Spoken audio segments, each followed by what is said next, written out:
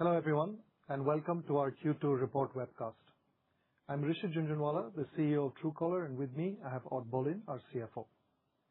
As always, I'll talk about how we performed in the quarter in a few important areas, and then I'll hand over to Odd to talk about the financial performance. At the end of the presentation, we will also talk about the news flow we sent out yesterday, and then we'll open up for Q&A. In Q2, the average monthly active user was 471 million, which is a growth of 10% year-on-year. Our average DAU was 409 million, which is 11% growth year-on-year, and we continue to have a very healthy engagement with a DAU-MAU ratio of 87%.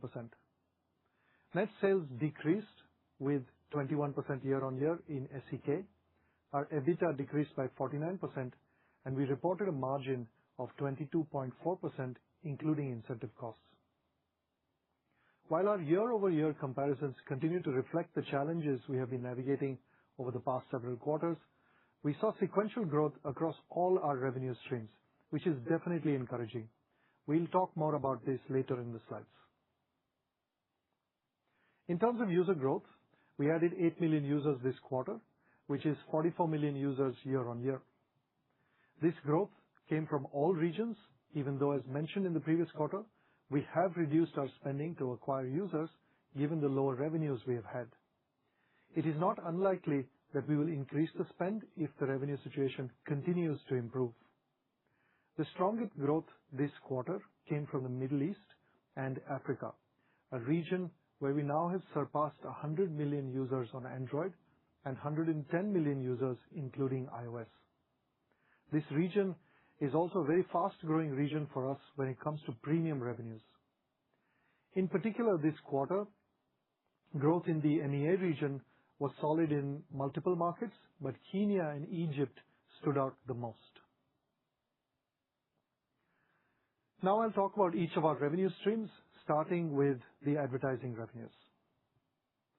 In Q2, as announced earlier, the flag that was impacting our programmatic revenue was lifted, resulting in a 10 to 15% increase in daily revenue towards the end of the quarter.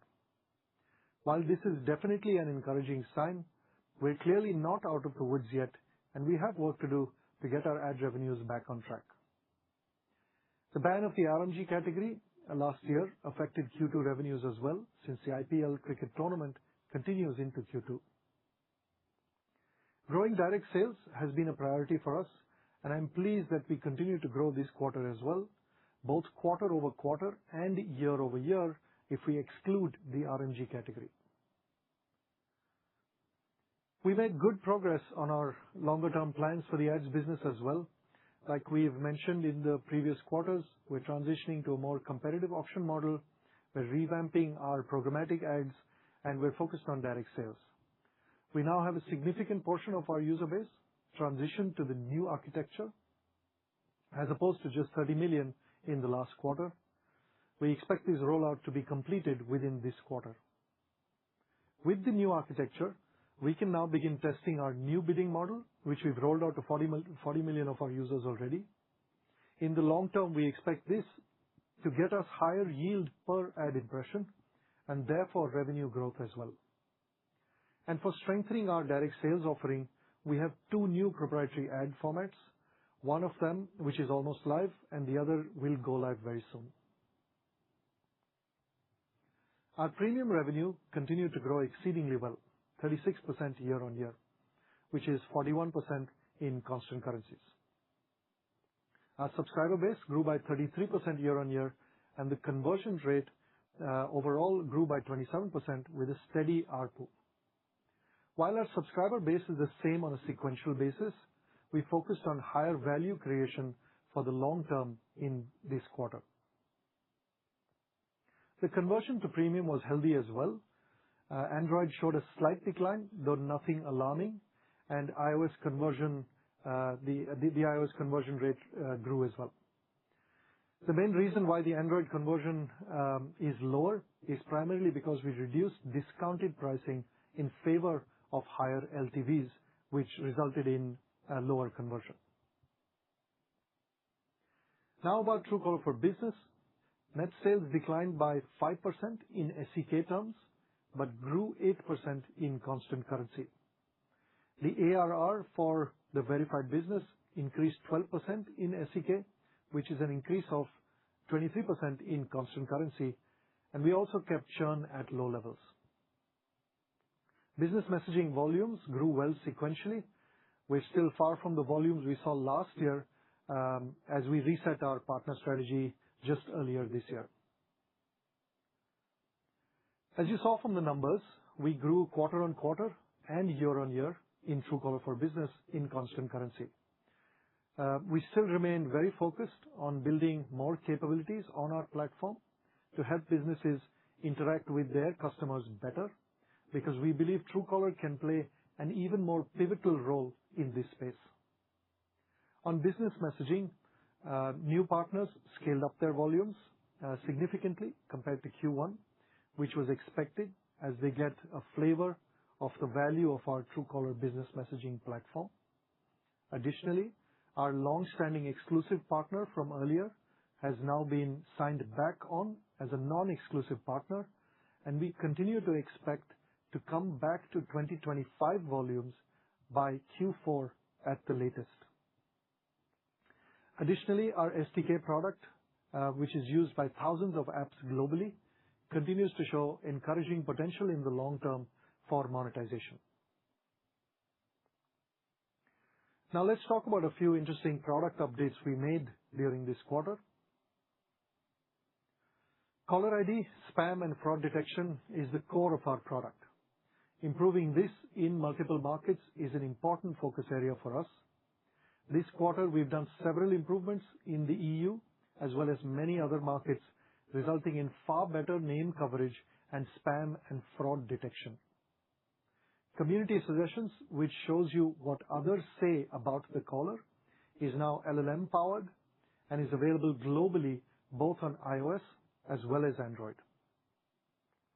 And Scam Feed, which is a user-powered community of the latest scams going around, is now global and has 120 million users already. On the messaging side as well, we made several improvements. We now declutter inboxes by allowing users to organize their messages, therefore being able to find and act on important messages faster. We've rolled this out in India and Egypt, and we've seen very healthy growth in engagement. Lastly, we forayed into a new adjacent space, travel eSIMs. We launched our travel eSIM service in 29 countries simultaneously on iOS. This is the first time we are offering digital consumer products beyond our core offering, and while it's early days, we're excited at the potential. With that, I'll hand over to Odd to walk you through our financial performance in detail. Thank you, Rishit. Okay, so let me, as usual, walk you through our financials in some more detail. Rishit has already given you the overall picture, but this quarter we were happy to see a quarter-over-quarter growth in all our revenue streams. On a year-over-year basis, net sales continued to decrease, but at a lower pace than previously. Like before, to make it easier to understand the underlying development for our business, we will give you the net sales and EBITDA development in both SEK and in constant currencies. The constant currency figures are our best estimates based on the information that we have available as usual. In SEK, our net sales decreased by 21%, but in constant currencies, the decrease was 14%. EBITDA decreased by 49% in SEK and 42% in constant currencies. The EBITDA margin was still 22.4% in SEK and 23.8% in constant currencies. Now, since we did a restructuring in Q2, decreasing our workforce by over 70 persons, we took a restructuring cost of 23.5 million Swedish crowns. Most of that is staff costs, salaries to be paid out during the redundancy periods, but that are not being booked as employee costs after May the 7th, when the restructuring program was announced. We also have an effect on our incentive costs. We reversed the already booked costs for the employees that are leaving us which decreases the incentive cost in the second quarter by close to 10 million Swedish crowns. All in all, EBITDA during the second quarter decreased by 13.8 million Swedish crowns due to the restructuring. Excluding this, our EBITDA margin, including incentive costs, would have been 25.9% versus 34.8% in the second quarter last year. Now, looking at our three revenue streams, ads decreased by 34% year-over-year, which we did see an improved momentum once the flag was removed by our largest demand partner at the very end of the quarter. It is, however, too early to say what the full effect of this lifting will be, since we have made substantial modifications to our ad showings in order to ensure the flag lifting. Now, with the flag lifted, we continue to work on optimizing our user experience in parallel with our monetization potential. Direct sales continue to improve, like Rishi said, if you exclude the RMG sector that was banned in India last year, and that previously made up a substantial part of our direct sales. Premium continues on a steady growth path with sequential growth quarter after quarter. For TFB, we also saw renewed traction. The verified business calls part saw considerably more bookings in Q1 versus Q4 last year, which translated into higher revenues in Q2 versus Q1 this year. As of now, we don't see any slowdown in these developments. Our take is that many Indian enterprises that decided to explore business CNAP has concluded that the very basic functionality coming out of business CNAP doesn't meet their needs to the extent they would like, while our verified business solutions have considerably more value-adding functionality. Our new business messaging partners continue to grow their traffic, and the previous exclusive partner has also accepted a new agreement that once again gives them full access to our services, but now on a non-exclusive basis. And we see a rapid ramp-up of traffic from that old partner. Now, as you can see in the waterfall graph, most of the revenue decrease continues being due to the weaker demand for our ads inventory. That primarily is an effect of the flag imposed on our inventory in 2025. Currency effects continue to have a material negative impact as the Swedish krona has stayed strong versus USD, INR, and other currencies. Given the developments we've seen over the very last weeks and months, that may change. But it's still too early to say how that is going to impact us. Now, ads revenue decreased by 40%, 34% in constant currencies. The decline mainly comes from the lower demand due to the previously mentioned flag. The flag removal, as mentioned, that came late in the quarter, improved revenues and they created much better momentum. FX continues to have a negative impact also on ads. Within Truecaller Business, verified business continued to grow year-over-year and had good development quarter-over-quarter. Business messaging started to recover in Q2. However, I want to point out that 6 million Swedish crowns of revenue in the second quarter was due to delayed payments that should have hit Q1, but that we couldn't book at the time due to a dispute that we had with our old partner. Now that is being resolved, and we have booked this revenue in Q2 instead. As for ads, strong SEK versus USD and INR continues to negatively impact our financials. Now, moving to profits. Gross profit decreased by 27% year-over-year in SEK, but grew quarter-over-quarter. Gross margin declined to 71.5% from 77.2% last year, but it also increased quarter-over-quarter. Now, cost for service and not least verification of new users, which is booked as cost of goods sold, are not proportional to revenues, meaning that gross margin can decrease as revenue decreases. Improved transparency on some partner fees, meaning that we can book them gross rather than net, also had a negative effect on the gross margin, although it had no impact on the bottom line. Looking at operating expenses, the largest component, employee cost, decreased from the beginning of May due to the restructuring announced on May 7th. In return, we took, like I said, a one-off restructuring cost of 23.5 million. From Q3, the full effect of the lower amount of FTEs will be visible in the P&L and the employee costs. You also see the reversal of 9.6 million Swedish crowns that I mentioned on the incentive costs that came as an effect of the restructuring. We reversed previously booked costs for employees that are leaving us. And that came as a decrease in the incentive costs in the quarter. Other expenses were lower due to efficiency initiatives and lower user acquisition costs. Now, like I said moments ago, what I call dilution cost included a reversal of close to 10 million Swedish crowns due to redundancies. Dilution costs are expected to be lower than in the past due to LTIP 22 maturing as well as the restructuring. And we also expect to see a lower volatility in the Social Security fees part, which is reliant on the share price development, simply because we have fewer employees. Obviously, the accounting treatment in the profit and loss account is different from cash flow effect. Cash flow is only impacted once the incentive program matures, such as it did in June this year. What I want to talk about on this slide specifically is the fact that the tax rate was 39% in the second quarter versus 29% in the second quarter last year. Now, this is obviously higher than our Indian tax rate of 35%, not to mention the Swedish tax rate of 21%. The high tax rate is an effect of losses in the Swedish legal entities.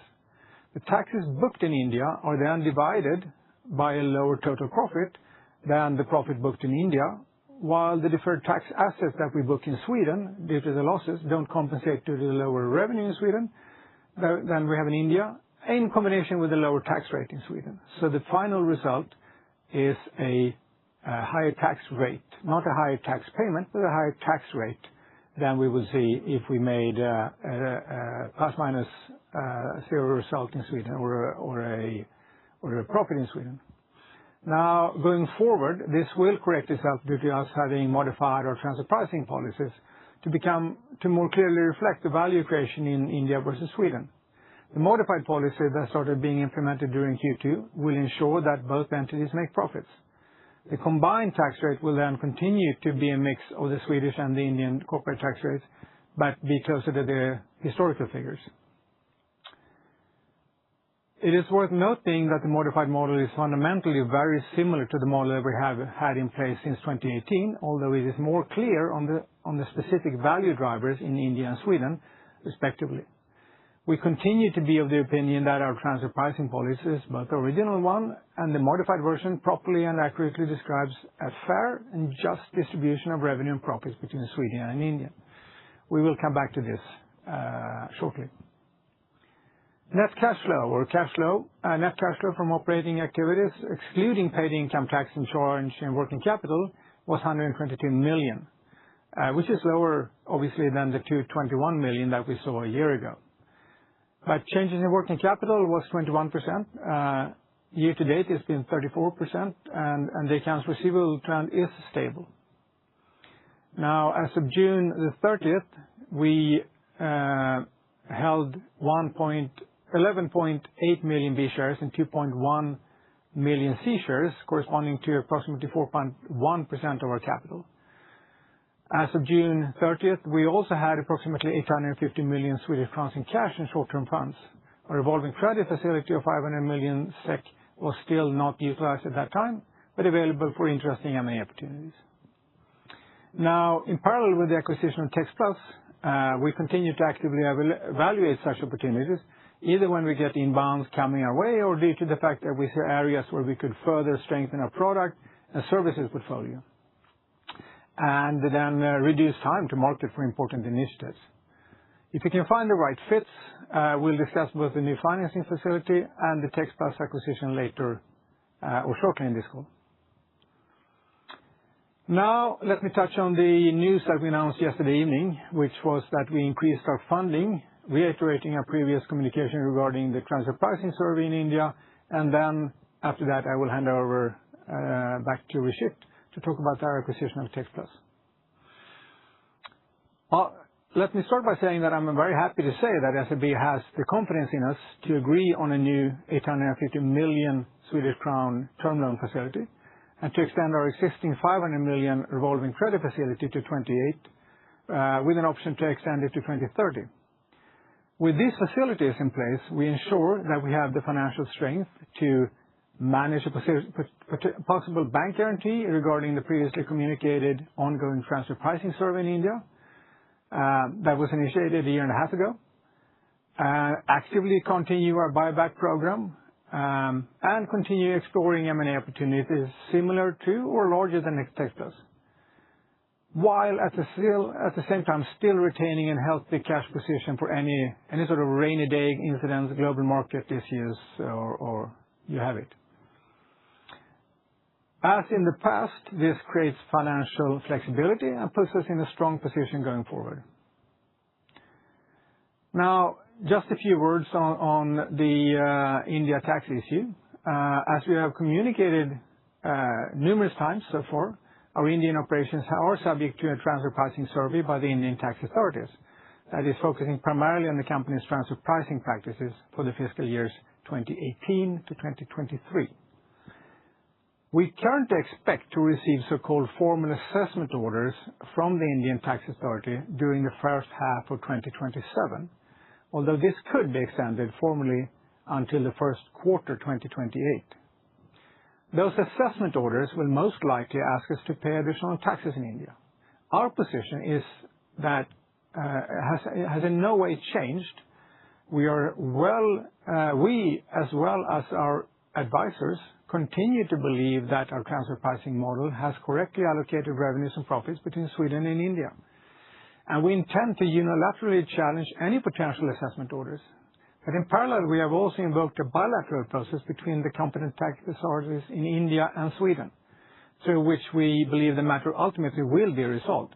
This bilateral process is expected to be concluded no earlier than late 27 or during 28. When an assessment order is issued, when we receive assessment orders from the Indian tax authorities, they will typically require a bank guarantee to be posted for the assessed amount while the matter remains under dispute and pending resolution. The assessed amount could be materially higher than the final additional tax payments, if any, that will be decided during the bilateral process. With that background, and also with that being said about the financing facility, I'll hand over to Rishit for the M&A update. Thanks, Odd. So we announced yesterday that we have entered into an agreement to acquire TextPlus Inc. Some background on TextPlus. TextPlus was founded in LA and provides a flexible, cost-effective alternative to traditional wireless carriers in the US. Similar to Truecaller's mission, TextPlus makes mobile communication better by providing a simple, reliable way to get a second number and keep it completely private. With Scott, the founder of the company, and the rest of the TextPlus team, it was clear that there were a lot of synergies between us, and we could create a very powerful, modern, and trusted digital telco. This is what got us excited to start with. Additionally, TextPlus is focused on recurring revenues, which has been our focus, as you're well aware, for several quarters now. And the financial discipline of being profitable, maintaining a lean operation, was also just right for us. Their revenues in the last 12 months are about $5 million with good profitability. The US is their core market, and they have a very exciting roadmap for that market. This will create a larger footprint for Truecaller in the US. Additionally, we will eventually use Truecaller's distribution and expertise in various other regions to grow TextPlus even faster. The opportunities of growing in the US and accelerating TextPlus's growth is what is most exciting for us. We're really happy that we are coming together, and in the coming quarters, I'm sure you will hear more about how this acquisition is progressing. So let's summarize quickly, and we can then open up for questions as always. In summary, just to reiterate, all three of our revenue streams grew sequentially. While we still have work to do to get back to our earlier levels, this direction is definitely a good sign for us. Additionally, recurring revenue is now almost half our revenues. The transformation of both the ads business as well as the business messaging is progressing very well. We are now a leaner organization that not only reduces cost, but has made us more focused. We announced the acquisition of Text Plus, which is very exciting for us in the future. We also announced new funding, which gives us a lot more flexibility and stability to manage anything in the future. Overall, I'm encouraged by the progress we made during the quarter and very confident in the direction that we're now heading. With that, let's take your questions. If you wish to ask a question, please dial *5 on your telephone keypad to enter the queue. If you wish to withdraw your question, please dial *5 again on your telephone keypad. The next question comes from Predrag Savinovic from DNB Carnegie. Please go ahead. Hi, good afternoon, guys. Thank you for taking my questions. I'll start with one on the business side. So I think it's very interesting and encouraging to see that your biggest partner in business returning. Can you elaborate on how the terms are different this time, if there are any changes? Could you also remind us of what types of volumes they used to have with Truecaller before the contract was terminated, and if that is a good guiding point for where we should be heading in the coming quarters? Got it. Thanks, Predrag. The first part of your question was, what are the terms and how has it changed when they came back? The biggest change is actually that they were our exclusive partner. They were the only partner selling our business messaging services. Now they come on as a non-exclusive partner. Apart from that, since they're non-exclusive, there is no minimum guarantees that we enjoy anymore, and it's a pay-as-you-go model essentially. The rates per se are very similar to what we used to have earlier as well. On the volumes, your question was what were the volumes that they used to do last year. In average in 2025, they used to do around 1.3 billion a month. Those are the kind of volumes that we used to see. We expect us to come back to those volumes. I would say Q4 at the latest, we should be back at those volumes.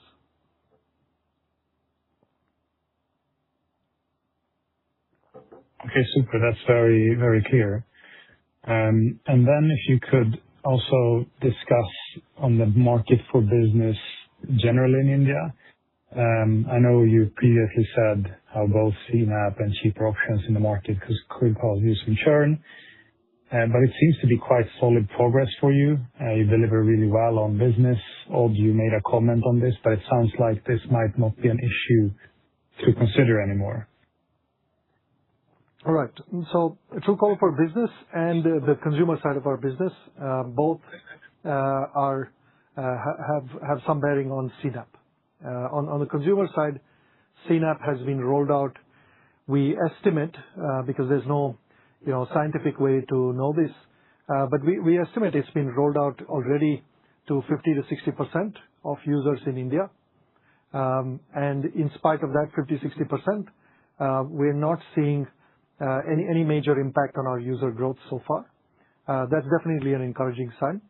However, it hasn't been fully rolled out, and we still need to make sure that we continue building on our product. We already add a lot more value than pure CNAP, and we must continue on that journey as well. On the Truecaller for Business side, we spoke about this a quarter and 2 quarters ago, that there are enterprises that are trying the cheaper and more limited business CNAP solution. That affected us in Q4 in the form of new bookings. Q1 was slightly better, which showed up in the Q2 numbers. And we are seeing that enterprises have experienced business CNAP and realize that our platform offers a lot more than just business CNAP. And that's why we have healthier numbers now.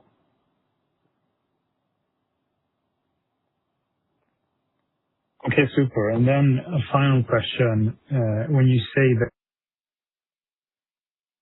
that your ads revenue has increased by 10 to 15% Q-over-Q on average with your main advertising partner following the flag change, Is this a level that is reasonable to expect going forward, or will you be able to fine-tune this traffic further and make the sequential increase even higher?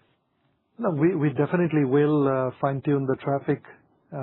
We also hope, and we are, we have the ambition that the algorithm itself will learn that we are a highly reputed publisher platform, and therefore that should improve as well. So we definitely have we are looking forward to more growth from these levels as well in the next few quarters.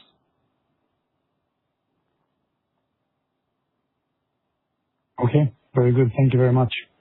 Thanks for joining. The next question comes from Thomas Nilsson from Nordea. Please go ahead. Thank you for taking my question. I would like to ask about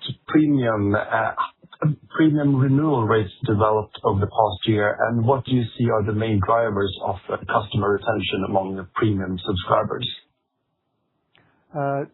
Thanks, Thomas. I think you broke up a bit, but I think your question was, how is the retention rate on premium developing? Yes.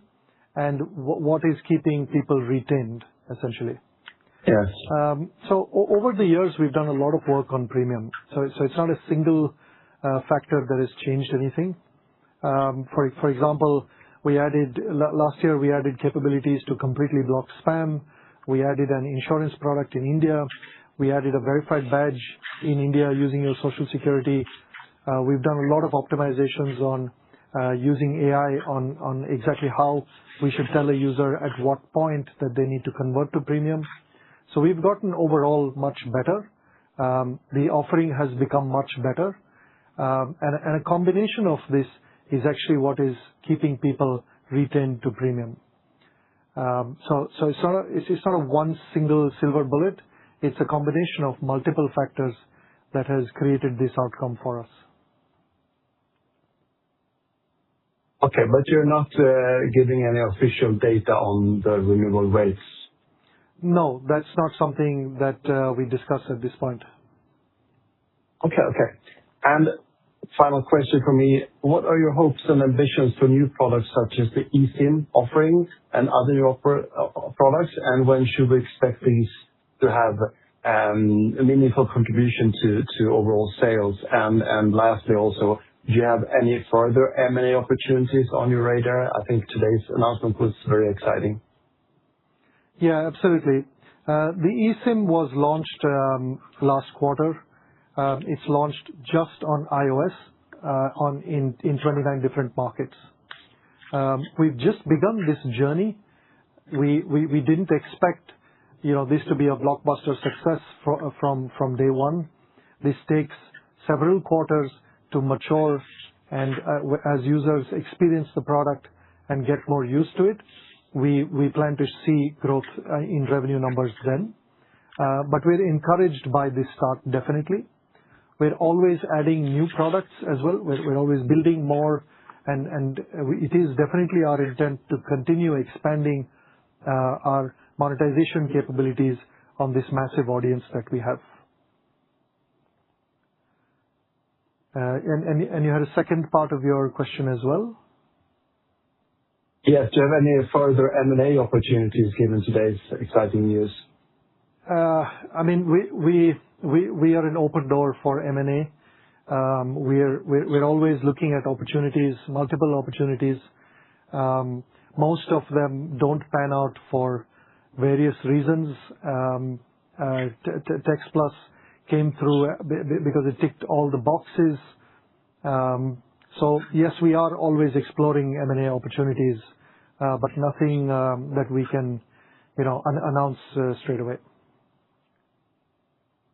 Thank you very much. Thanks. The next question comes from Erik Larsson from SEB. Please go ahead. Thank you. I wanted to start with a follow-up on B2B with the strong development here in Q2. So if you could just give some more flavor. What I understand is that some of this ARR increase is essentially maybe from deals that you maybe didn't close the past 2 quarters. So, to what extent can we extrapolate the performance here in Q2? Right. You're absolutely right. The ARR comes from past deals closed as they add up to ARR in the next month or the next quarter, as the case may be. We do expect that as more and more enterprises try out the limited business CNAP, they do feel that Truecaller's platform continues to add more value, and they come back to us or renew their contract or expand their contracts with us. We continue to have that belief that this will continue, and we definitely want to continue pursuing the same growth that we've seen in Q2. All right. And then on other external expenses, it came up a bit here versus Q1, I think around 78 million if you exclude the one-offs. So, yeah, and I note your comments regarding, revenue developments, etc. But is it fair to assume a similar level for H2 before factoring in maybe Text Plus with some impact? Similar level to Q2 going forward, or I didn't really understand. Exactly. If you look at our operating expenses, you have the employee cost, which is fully proportional to number of employees, and we did 70 people redundancies in the beginning of May. So that will have an impact, of course, for Q3. It doesn't mean that we're never going to recruit anyone, but that's the new baseline. You have growth-related investments, user acquisition, preloads, and marketing. And then you have other operating expenses. The other operating expenses is stable, very stable. So the changes that you will see from quarter to quarter on the baseline of a certain number of employees is due to the growth investments that we do. What we do see is that there is room for more growth investments in the third and the fourth quarter.